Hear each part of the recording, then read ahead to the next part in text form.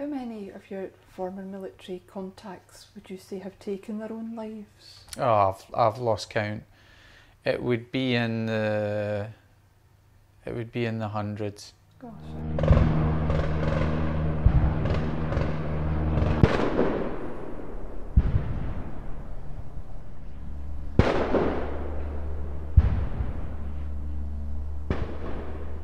We're looking after SIS intelligence services. We had to drop them off south of the border. We'd recce'd it a week before, so we had a good idea of what the likely problem spots would be.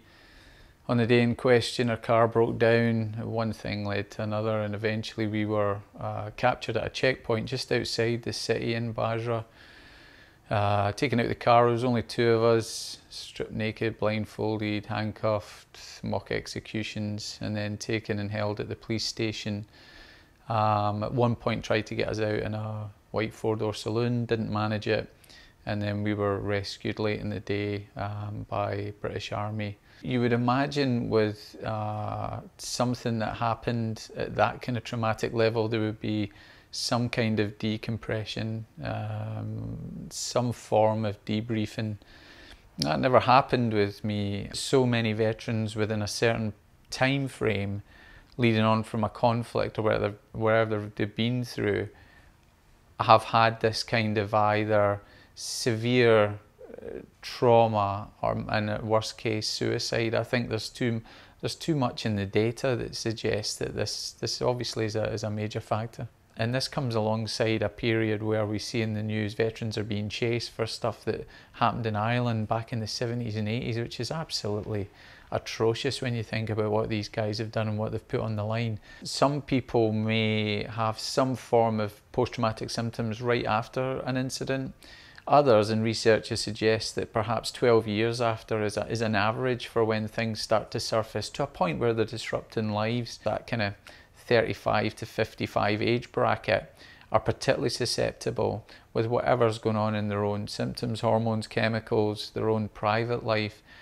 So if those things are overlapping and people have left the service and they're in that age group, it leaves them particularly susceptible. There was a period in Ireland where people were just being involved in riots and having to have that state of calm when there's a riot around you to know what at each stage is the minimum use of force.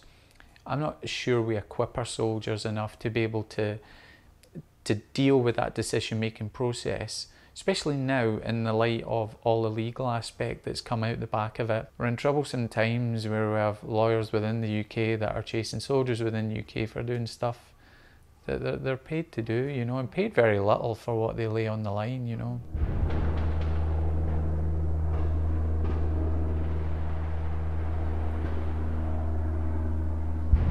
I don't particularly have traumatic experience from Ireland. I did 4 tours in Ireland, but I don't have traumatic experience. My traumatic stuff has been from places like Iraq, Sierra Leone, for different reasons.